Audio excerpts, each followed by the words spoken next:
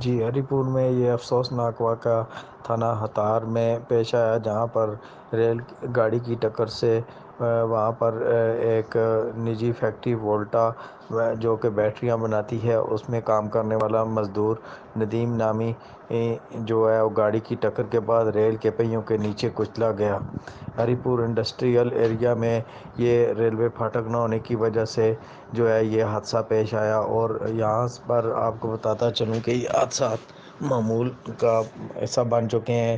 یہ ایک انتہائی مصروف انڈسٹریل ایریا کی پھاٹک ہے، یہاں پر یا تو اوور برج ہونا چاہیے، یا تو نہیں تو پھر جو ہے وہ اس سلسلے میں کوئی اقدامات کرنے کی ضرورت ہے۔